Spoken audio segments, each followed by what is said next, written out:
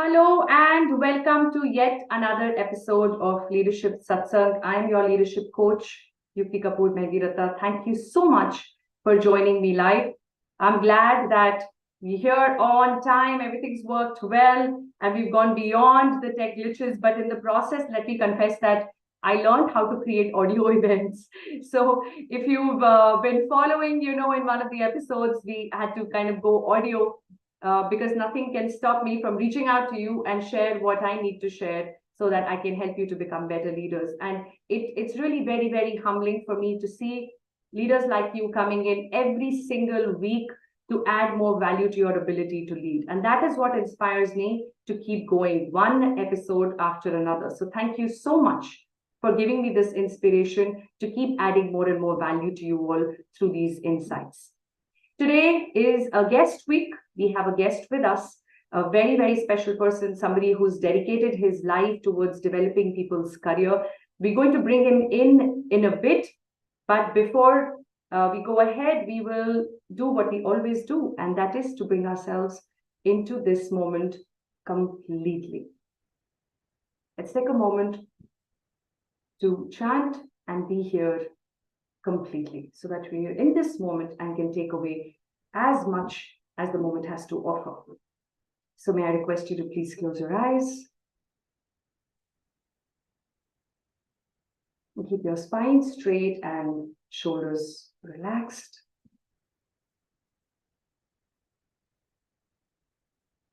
And take a few deep breaths in, please. Take a nice deep breath in and breathe out. See if you can let go of these thoughts that run our mind all the time.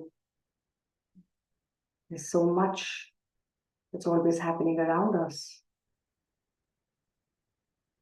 that just takes us away from the now. See if you can come back to this moment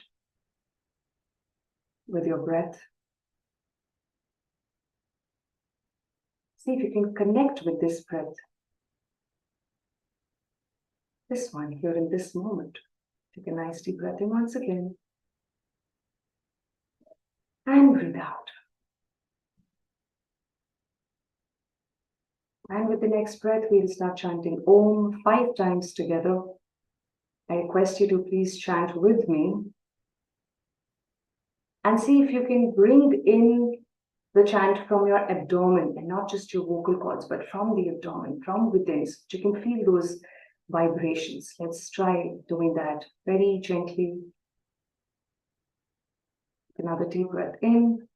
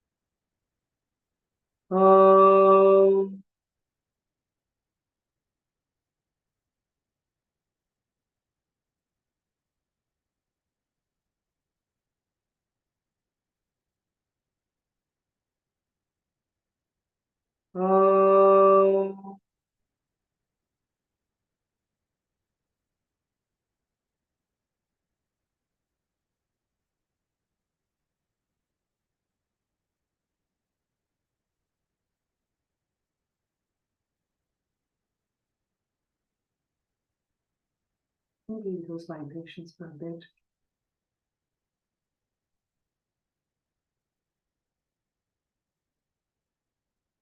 And whenever you're ready, please rub your palms together and place them on your eyes, your face,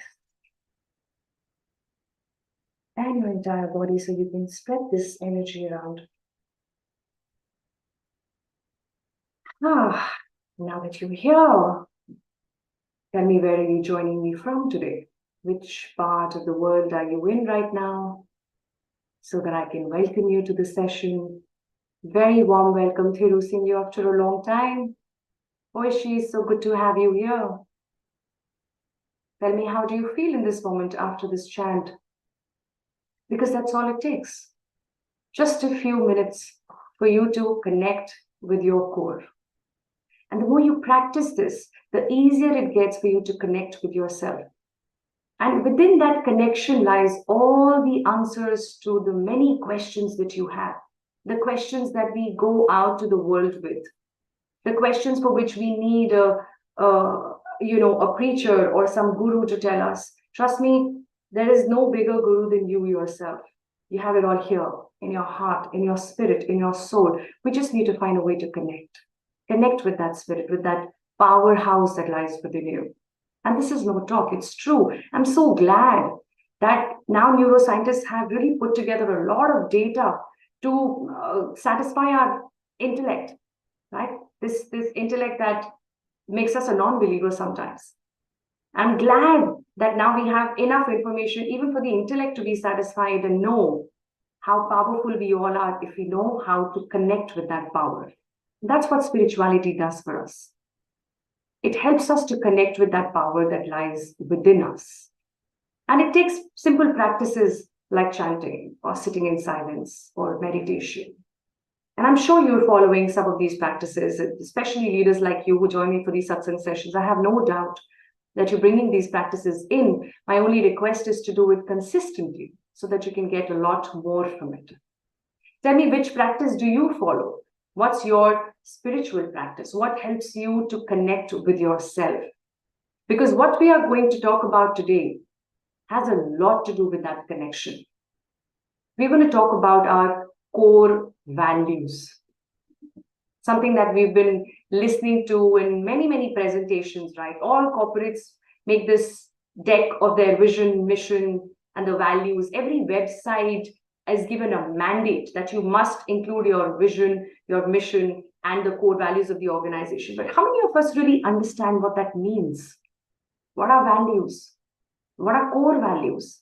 What does that have to do with my professional life, my success, my growth, my ability to achieve those goals that mean so much to me? How do my values help me to do that?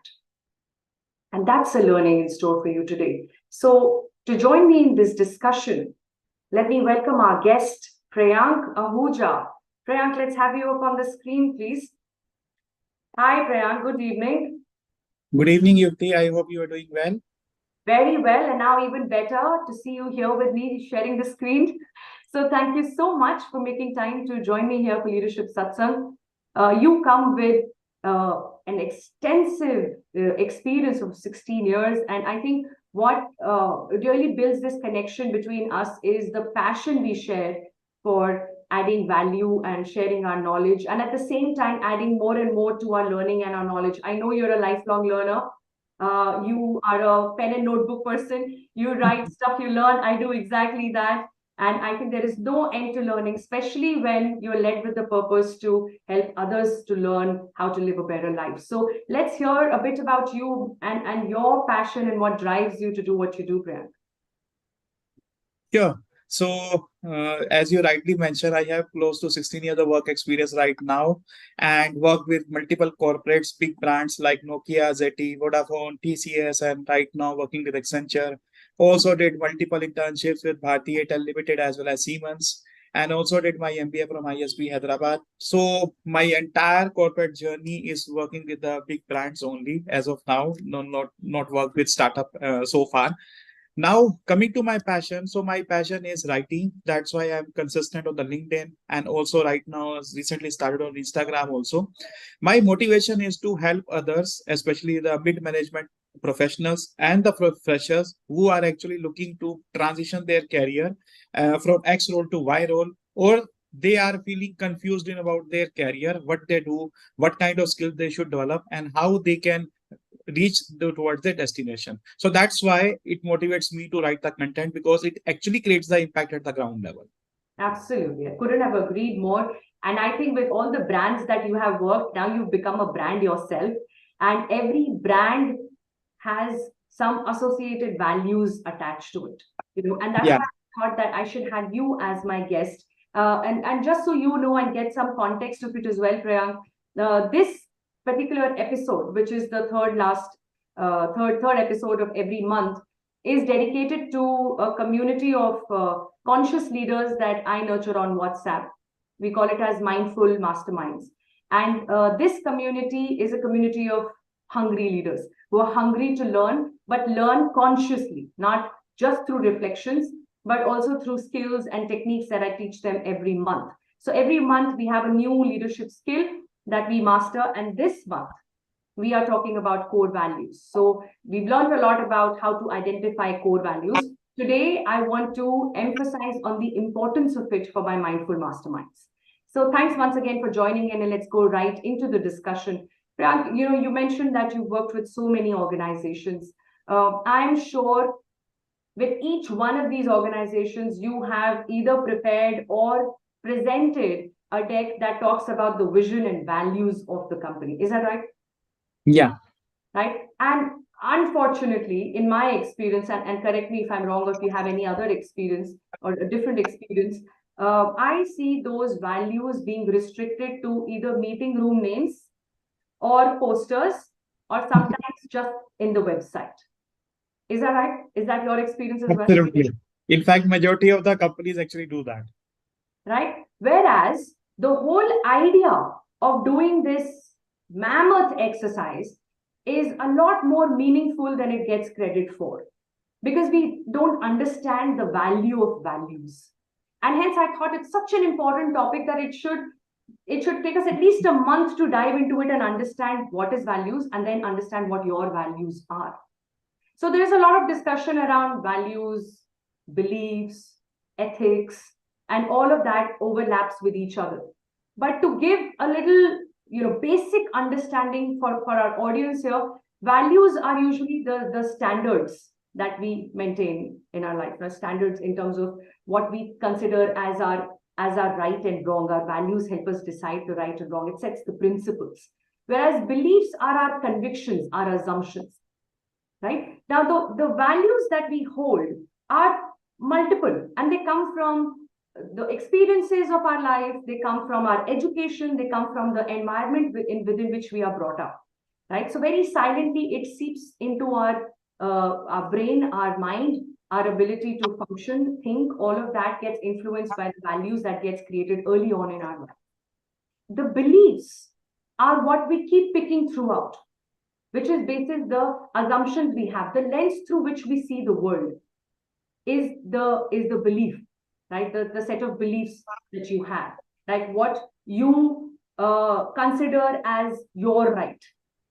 You understand? So beliefs are what we assume as the right way of looking at things, whereas values are the principles that guide us.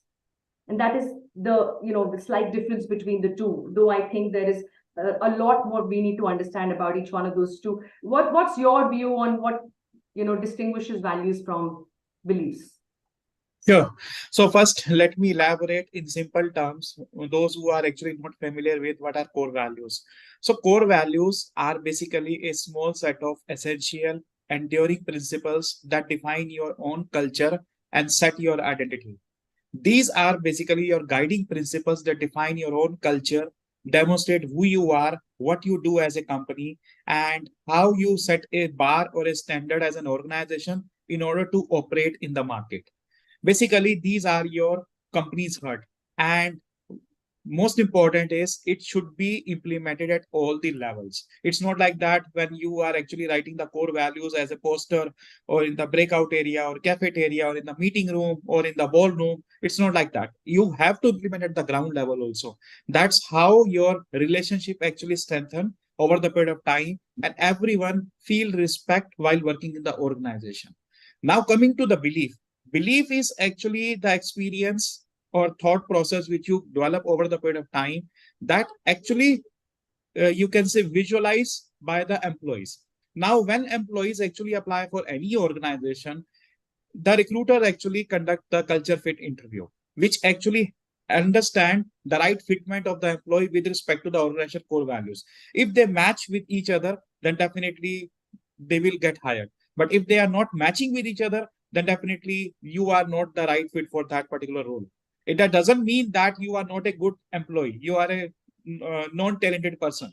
It just means that you are not suited for that particular company. Maybe you are suited for another company. So that fitment should be there when you are applying for a job or when you are about to work for an organization. So belief, in my opinion, is gained over the period of time when you feel that whatever core values I am carrying, I should continue within that particular organization. But if you want to help the organization to grow, then your value should be aligned with the corporate values. Absolutely. Very well said. So let's just take one step back, right, and understand how do we arrive at these values for an organization. So you see, organization is a group of people that is committed towards achieving that one common goal, right? And because we are people, we come from our own set of experiences and environment and education, which has formed the values that we carry. Now, if there are 10 people joining the company initially, there are 10 different set of values which walk into this organization, which is ABC Limited. Now, ABC Limited in itself doesn't have any value. The essence of the company is the 10 people who will now start working towards the goals we've set for ABC Limited. Right. Now, how do we arrive at a set of values which we all agree upon? And that is why it is important for the organization to identify those core values which every employee of the organization needs to be aligned with. Now, values are never negative. Is that right, Priyank? Do you agree? Usually, values Absolutely. are positive words, right? Honesty, integrity, acceptance, respect, service, all are great values. But when there are multiple values, there is always scope for value conflict, which means there can be a situation where you can either be honest, right? Or you can look at growth. Maybe growth is a value. Honesty is also a value. Now, what do I do first? Which one is my core value? Now, for me, growth might be a core value. For you, honesty might be the core value. How do we then decide what is the right thing for the organization? And hence, it's important for organizations to do two things. Number one, identify the core values with the core team that you have so that you have those set of 3 or 4 values that you will stick by. And number two, ensure that every new hire is aligned to those values and are willing to make those values their core values as well. Now, in a situation where there are multiple values, like many organizations have 3 values, 4 value words, right? Even in that set of 3 to 4, there can be a value conflict. So to resolve that value conflict, one practice that I always encourage the organizations who work with me is to put those values in order. So we say, okay, honesty is number 1 value, followed by growth, followed by respect, followed by quality, followed by innovation, or whatever that order may be for you. What that does is, if a situation arises where we need to choose, now should I go with innovation or is growth important? I should know which one to choose as an employee. That's how amazing it is for us to understand the value and then reap the benefit of that exercise, right? You know the value that your organization believes in, it helps you to make decisions. It helps you to align your efforts towards that bigger picture. It helps you to come to consensus. Otherwise, it will forever be a conflict between my right and your right. And so we decide that, okay, fine, growth is also important, honesty is also important. Let's look at what is ABC Limited standing for. They say growth is number 2, honesty is number 3. We'll go with that sequence. Very important for us to understand that, because if we don't have a grip on what we value, if we don't stand for something, we fall for everything. Right? Then anybody will come in and drive the organization with their own agenda. And that's why you see that one organization lands up becoming a cohort of multiple organizations within. Everybody is driving their own agenda, especially in the startup space, Priyanka. I see co-founders after some time start creating their own silos. Each silos is driven by that co-founder's values and that value system. And there is nothing that is bringing everybody together. To me, it is such a waste of the talent that you attract with so much effort. The cost of acquisition is so high, even in terms of the time that it takes to get talent, isn't it? Like Jim Collin always talks about who, not how. Get the right people in. We get the right people in, but we don't do the right thing after that. We don't align them to something that can help us to connect the dots, help us to decide in tough times. So have you experienced in your corporate stint, have you experienced these kind of conflicts where there was no one right answer? Like every perspective looked like a right perspective and there was just no method to arriving at consensus. Yeah, one of the time I recall that I have faced such kind of issues, but in my opinion, whatever the conflict will happen, then definitely you remain honest and you remain ethical. And most important is what works best for the customer and consumer, that you have to follow it in the right way. Because what happens is whenever any kind of clashes or conflict happens, then you need to understand how much it create impact onto the end customer as well as the employees. If it is a minimal impact, then definitely you should pursue with that particular core value. Absolutely. So I think the more we spend time and effort on understanding core values as leaders, as senior leaders, the easier it gets for us to get the most from our teams. Because there is so much exhaustion in these unnecessary conflicts where everybody is trying to do the right thing, but we're not able to take the next step forward because there is no alignment between the right and the right. Like we're just fighting between the right and the right, and we don't know which right to go with. And that's when being clear about the core values comes in handy. I want to just for a moment take it to an individual space and talk about how can we identify our personal individual core values, given that we value a lot of things. Like I said, all of these values are a value for an individual, can be a value for an individual. What then is your core value? What's your thought on that? So basically, you have to analyze your own strength. You have to analyze what you are good at and how you actually pursue your work. Let's take an example. Are you taking an accountability? Are you taking ownership? Are you becoming responsible? Or are you good at managing the things? So at what particular context you are best at? And accordingly, you will set up your own core values and make sure your core value should be aligned with the corporate wherever you are applying. Suppose, let me give an example. Suppose if you are interested in applying for a product-based company like Microsoft or Amazon or even Google, then you should have a core value of how to take initiatives on your own. And most important is how you are able to lead the team. Whereas, suppose if you are going to work with a service-based organization, then your core values would be different. Just like you should be good at how you drive the things, how you coordinate with other people, and how you deal with multiple stakeholders. So in product-based firm, you are good at individual contributor role, whereas in case of service-based firm, you should be a team-focused person. So that's how you have to first identify what is your strength, and accordingly, you should have to put more focus on the same and don't apply anywhere wherever it is not aligned with your own core values, because this actually result in different outcomes. Why companies are focusing on core values is very simple. They want to retain employees, they want to drive the customer satisfaction, they want to improve the culture of the company. Whereas if your employees or if your individuals are not the right fit for that particular role, then ultimately they become dissatisfied, they will leave the company early, and also it will help you to lose your customer as well. So that kind of fitment, in my opinion, that should be there.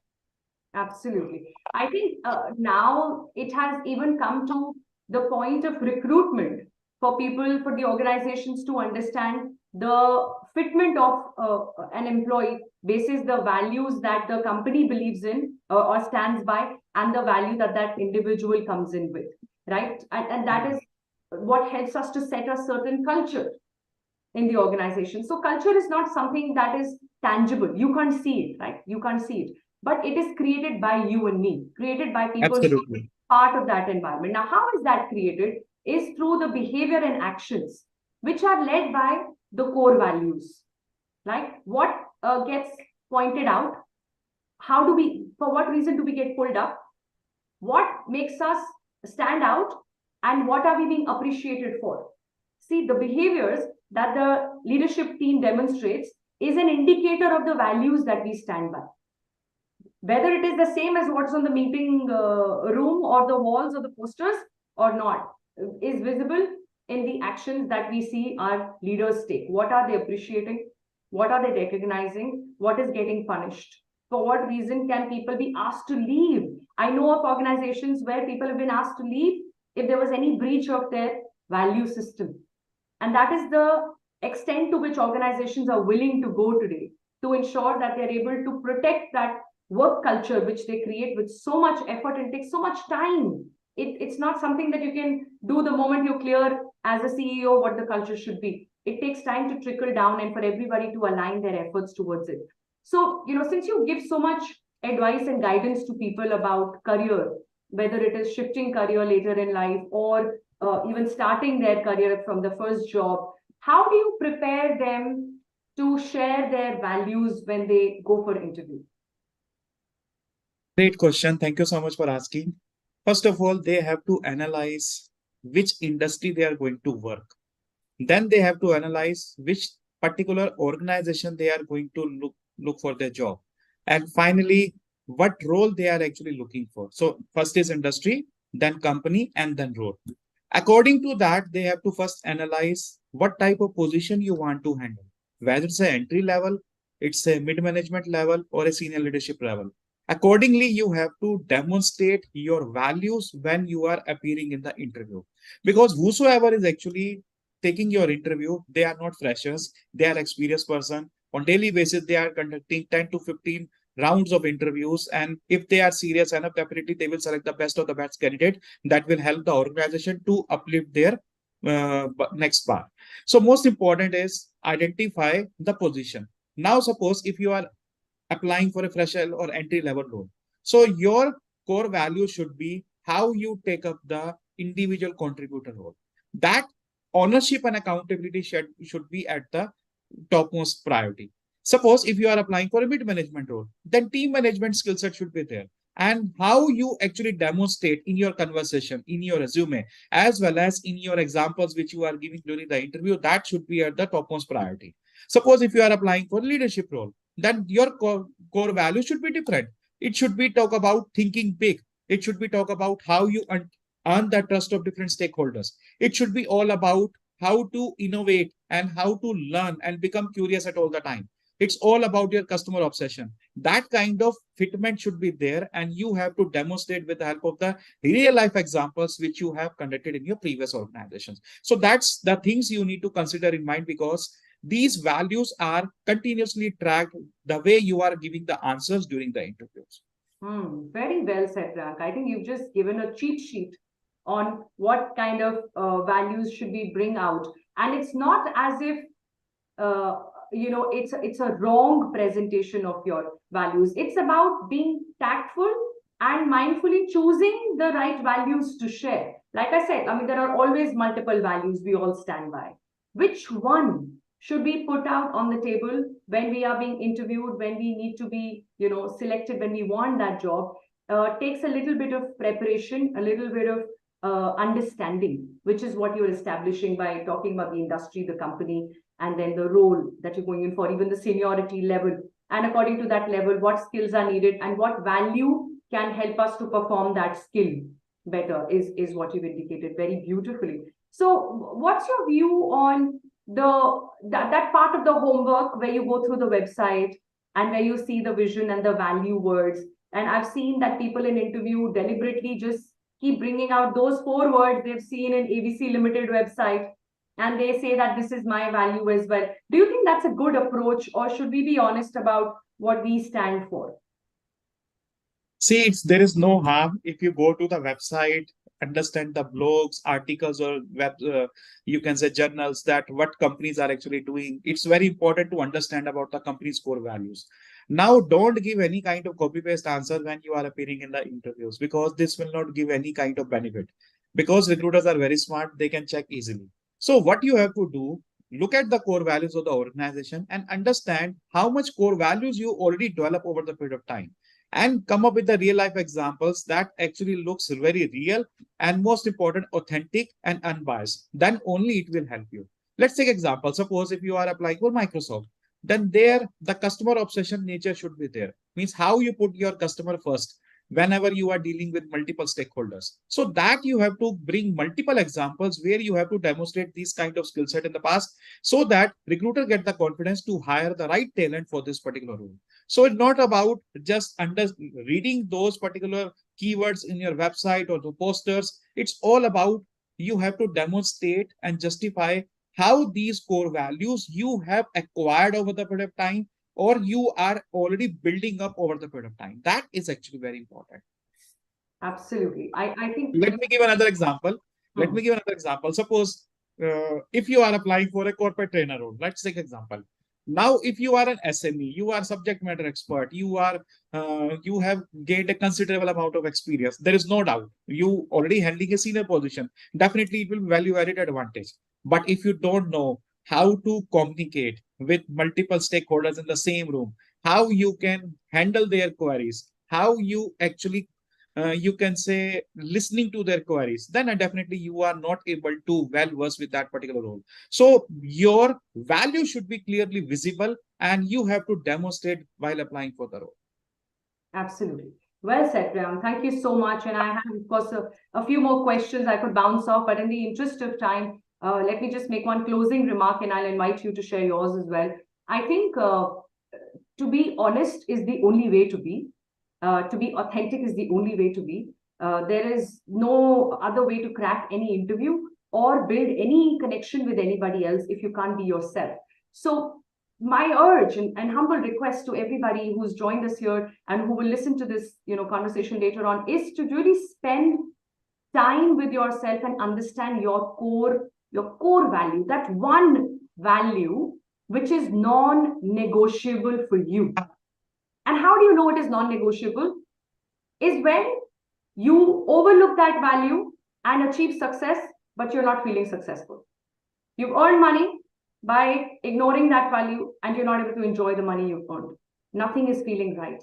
It's not letting you sleep. When you lose your sleep, when you lose your smile, you know that you have compromised with your core value. You know that value for me is non-negotiable.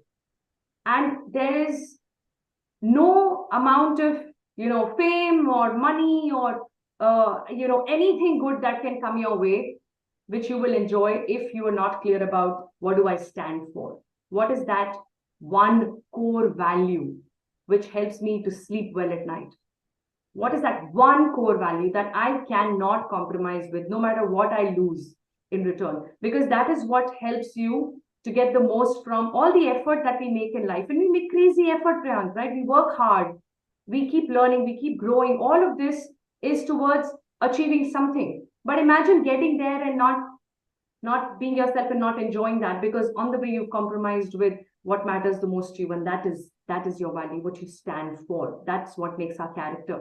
And that doesn't just come on the surface. It takes work. It takes work to go a few levels deeper to understand what is that one core value which I cannot compromise. I don't want to. With that clarity, decision making becomes easier.